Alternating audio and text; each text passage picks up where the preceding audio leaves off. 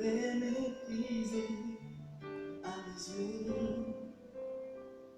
Seigneur, pardonne-moi. J'avais cru au nom sauvaisant que tu es incapable de m'aider. Maintenant, Seigneur, je vois mes fautes. Change mon cœur et montre-moi la voie. Et dans mon cœur, avec mon chant, Seigneur, sois magnifié. Seigneur, sois magnifié.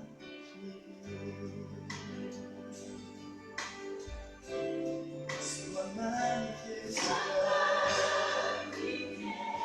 Seigneur, tu es bien exalté. Il n'y a rien que tu ne puisses faire. Oh Seigneur, mes yeux sont sur toi. Sois magnifié. Seigneur, sois magnifié. Sois magnifié.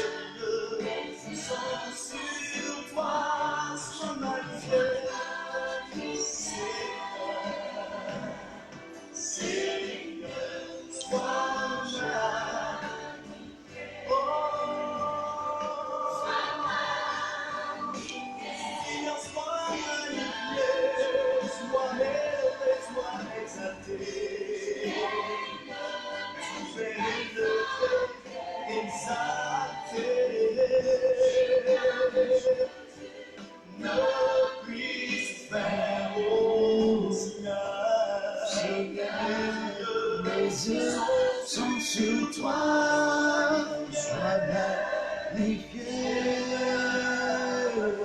Seigneur, sois magnifié. Dans ma vie, Seigneur, dans l'église, dans mon foyer, dans la vie, dans toute ma vie, sois magnifié. Seigneur, sois magnifié.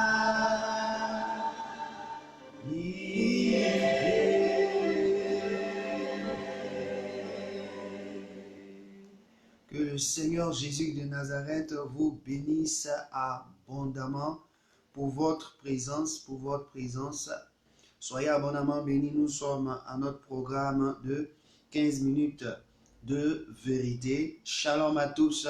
Shalom à tous. Oui, nous sommes à notre rendez-vous.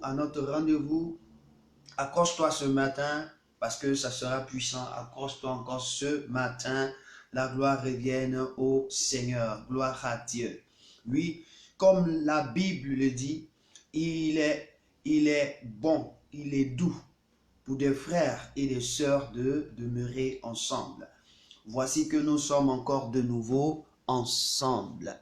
Oui, soyez abondamment bénis. Sans plus tarder, nous allons bénir Dieu, nous allons dire merci au Seigneur pour cette grâce qu'il nous donne d'être encore en vie, malgré tout ce qui se passe dans le monde autour de nous, malgré les informations que nous avons. Le Seigneur nous donne la force, le Seigneur nous donne la vie, il nous donne l'espérance. Ouvrons la bouche et bénissons Dieu. Père éternel, je veux te dire merci. Saint-Esprit, je veux te bénir de ne pas faire défaut à ma vie. Jésus, je te bénis de m'avoir sauvé et de continuer de me sauver. Je te rends gloire. Sois béni à jamais. Merci encore ce matin. pour le souffle de vie, pour la grâce que tu déploies sur moi. Oui, Seigneur, je bénis ton nom. Oui, Seigneur, je glorifie ton nom, j'exalte ton nom, car tu es merveilleux. Sois béni à jamais et sois glorifié dans le nom puissant de Jésus-Christ de Nazareth. Nous sommes là, nous voulons entendre ta voix, nous voulons entendre une prophétie, nous voulons entendre une parole, nous voulons entendre une révélation, nous voulons entendre, oh Dieu, une parole de connaissance. Viens, instruis-nous par la puissance de ton esprit. Gloire à Dieu. Amen.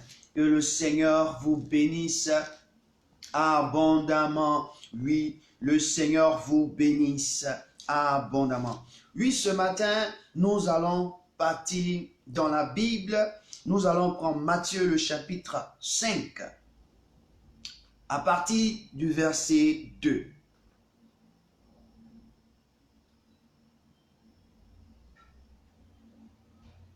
Matthieu le chapitre 5, à partir du verset 2.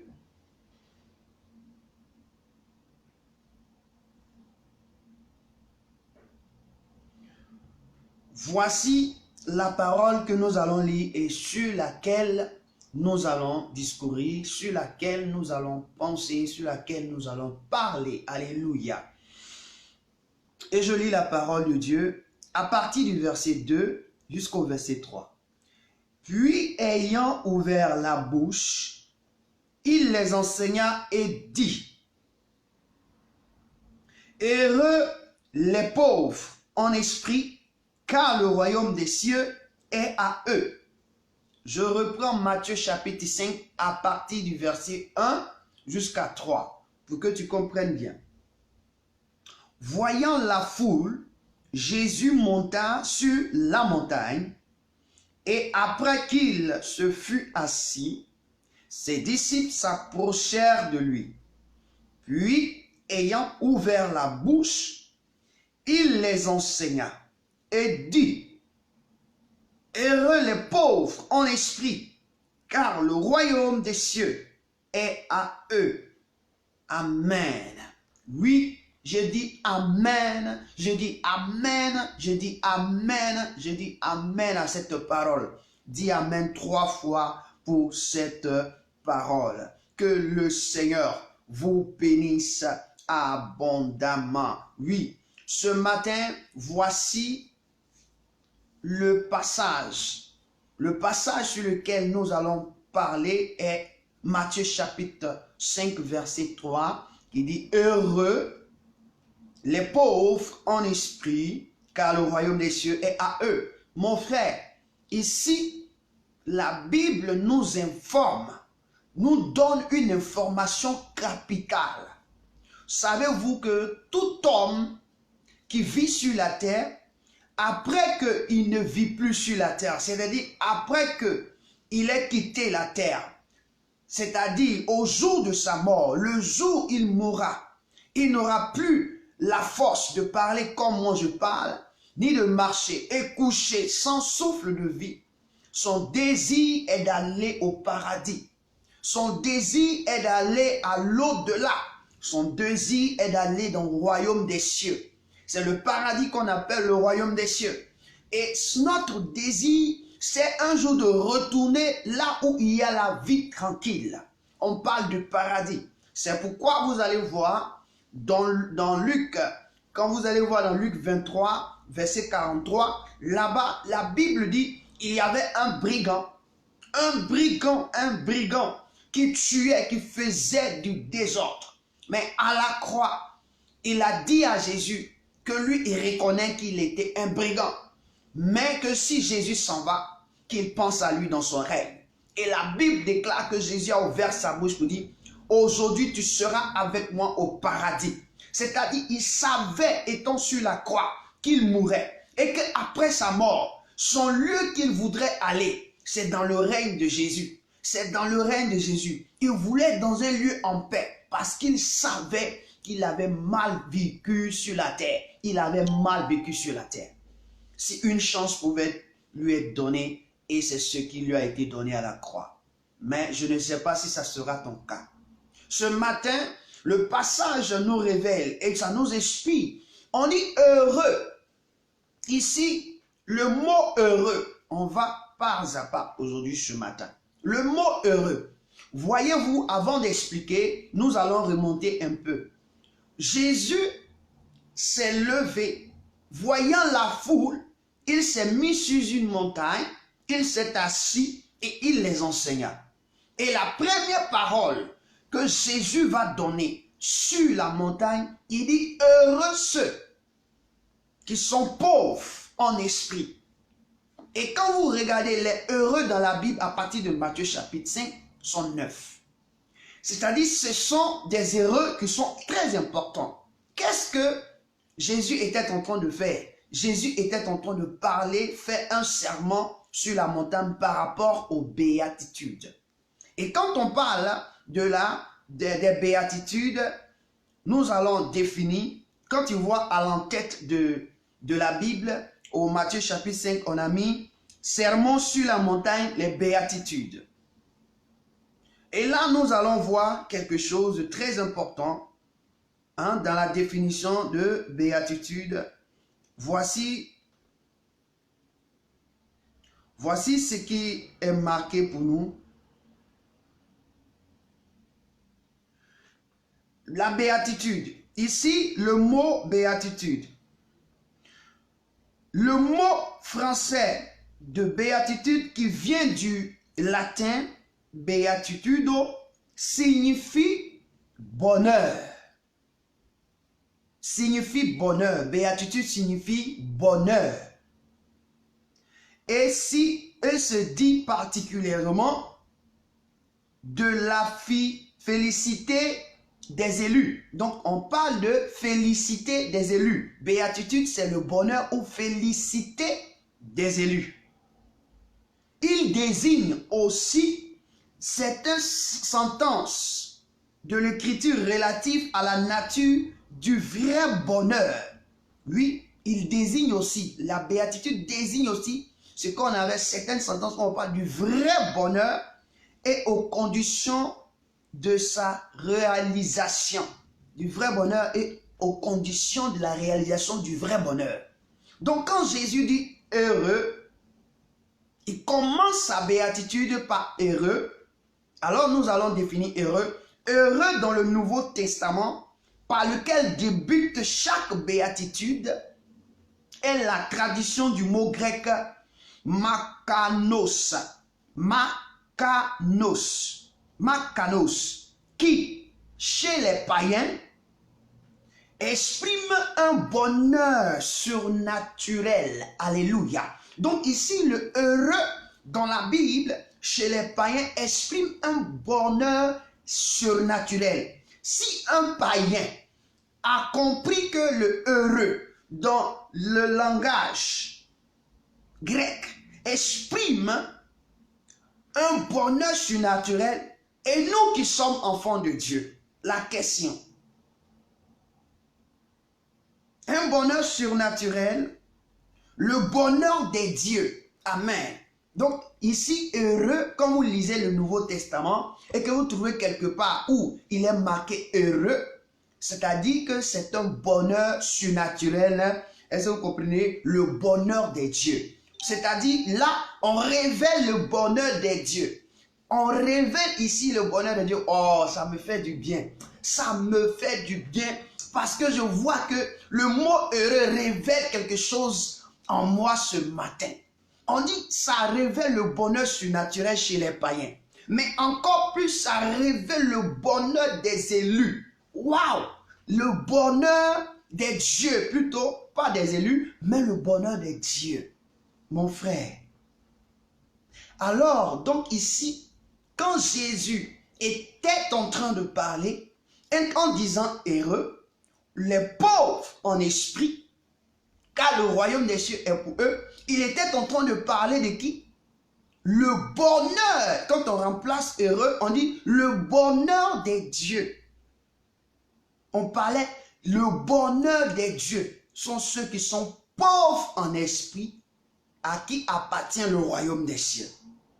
Donc, si on parle des dieux, la Bible dit que David a révélé cela.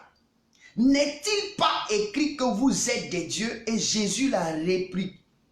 N'est-il pas écrit que vous êtes des dieux, mais pourtant vous mourrez comme des hommes? C'est-à-dire que quoi? Jésus a révélé cela en son temps pour dire que l'homme que Dieu a créé, ce n'est pas un homme naturel, mais c'est un homme spirituel capable de tout, puissant pour déplacer d'autres choses, puissant pour changer le temps, puissant pour changer l'atmosphère. Quand on dit puissant, quand vous regardez, comment on appelle, Josué a changé le temps. Josué a changé le cours du temps. Josué a dit, soleil, arrête-toi sous Gabaon. Et le soleil s'est arrêté. Donc ici, quand on parle de heureux, on parle du bonheur des dieux. Donc, ici, si on parle du bonheur des dieux, et que Jésus, dans son serment, disait, n'est-il pas écrit que vous êtes des dieux? Parce que la Bible dit que les Juifs, les pharisiens, réclamaient que Jésus se réclamait pour Dieu. Oui, Jésus sur la terre se réclamait pour Dieu. Pourquoi? Parce qu'il se faisait un avec Dieu. Donc, il leur a dit, mais n'est-il pas écrit dans votre parole que vous êtes des dieux? Au fait, Jésus révèle que l'être humain est un Dieu. Mais si l'être humain qui est un Dieu ne connaît pas et ne reconnaît pas qu'il est un Dieu, alors comment est-ce qu'il peut être pauvre en esprit pour hériter le royaume des cieux? Et voici le problème de Jésus. Il venait juste de commencer son ministère. La Bible dit, quand vous lisez, après la tentation, après être tenté, et qu'il est arrivé à Capernaum, de Capernaum, il est passé faire les appels des disciples. Et quand il a fait les appels des disciples, son premier sermon en lieu public, c'est là le Seigneur va révéler que voici le bonheur des dieux. Mon frère, le bonheur des dieux. Je suis venu ce matin pour te dire que si Jésus a parlé à ses disciples et à la foule, c'est parce qu'il reconnaît en eux qu'ils sont des dieux, mais que eux-mêmes qu'ils doivent reconnaître qu'ils sont des dieux. Mais pour reconnaître que tu es un Dieu, il faut accepter une condition. Il faut recevoir quelqu'un. La Bible dit, je me tiens à la porte, je frappe. Si tu entends ma voix, j'ouvre et que tu ouvres, j'entrerai et je souperai avec toi et toi avec moi. Ce qui veut dire, Jésus était en train de révéler à ces hommes, à ses disciples qui l'appartenaient et à cette foule qui ne l'appartenait pas, que quiconque veut me suivre doit accepter ma personne, doit recevoir mon être, doit m'agréer, doit croire en moi, doit avoir de l'assurance en moi. Ce matin, toi aussi, tu as besoin de Jésus. Tu as besoin du Seigneur Jésus pour que tu sois heureux. Pour que tu sois heureux. Pour que tu vives le bonheur surnaturel, tu as besoin de Jésus-Christ de Nazareth. Pour que tu vives le bonheur surnaturel, tu as besoin de vivre avec Jésus-Christ de Nazareth.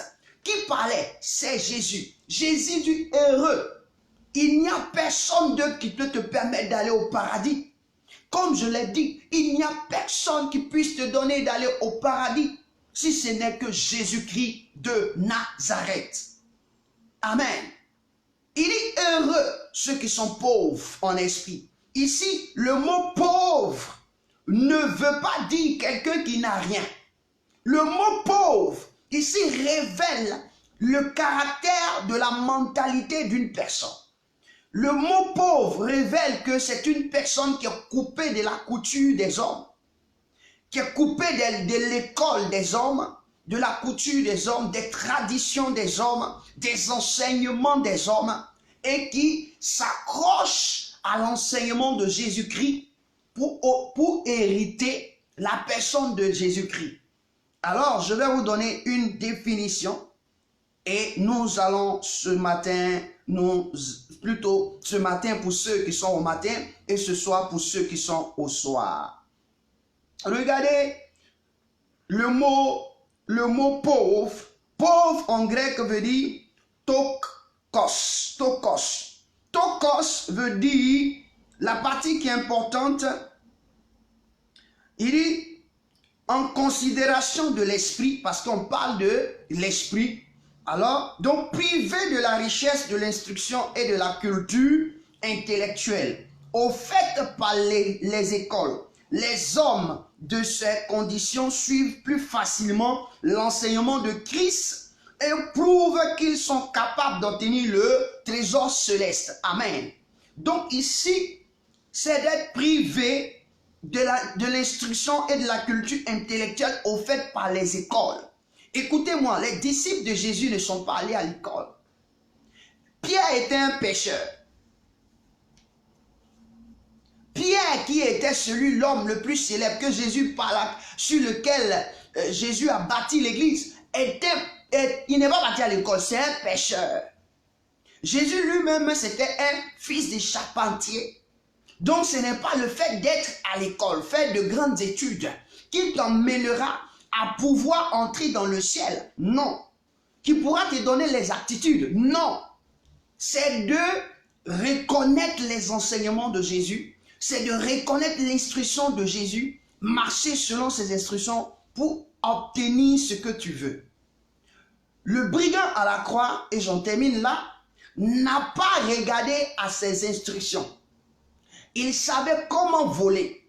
Il savait comment braquer. Il savait comment faire. Mais pour entrer dans le règne de Jésus, il n'a fait que demander. Il n'a fait que défendre d'abord Jésus, reconnaissant son tort, et puis demander au Seigneur de penser à lui dans son règne. Voici la méthodologie. Ce qui veut dire que si le brigand à la croix l'a fait, tu es capable de le faire. Tu es capable de le faire.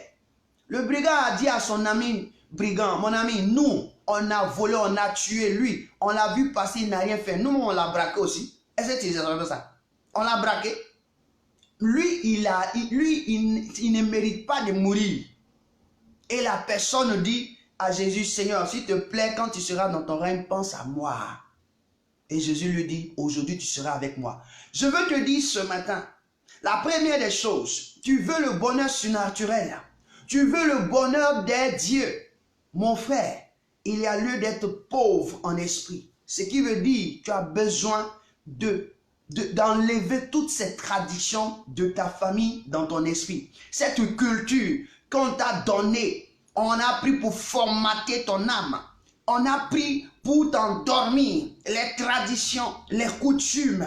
Tu dois abandonner cela. Pourquoi? Parce que si tu n'abandonnes pas ces habitudes, tu ne pourras pas être heureux. Tu ne pourras pas entrer dans le bonheur surnaturel. Tu ne pourras pas voir le royaume des cieux. Aujourd'hui, tout ce qui nous bloque, tout ce qui nous empêche d'entrer, c'est l'éducation que nous avons reçue dans la coutume, dans la tradition, les instructions, ce qu'on a entendu à l'école, on a entendu par la voix de nos parents. On s'en fout plus des choses, on s'en fout plus des choses de Dieu et on s'occupe plus des choses des hommes. Et ça ne peut pas nous donner le royaume des cieux. Ce matin, voici la vérité que nous avons voulu vous porter. Nous allons terminer demain le texte, parce que c'est un texte qui est rempli de vérité. Que le Seigneur vous bénisse. Je parle à toi. Tu as besoin du bonheur surnaturel. Sois pauvre en esprit. Commence à te décharger de tous ces barrages. Non, chez nous, on ne balaye pas la nuit. Non, chez nous, on ne siffle pas. Mon frère, demain, on va voir ça. Que le Seigneur vous bénisse. Que le Seigneur vous bénisse abondamment. Shalom, shalom, shalom. Et Dieu soit avec vous. Amen.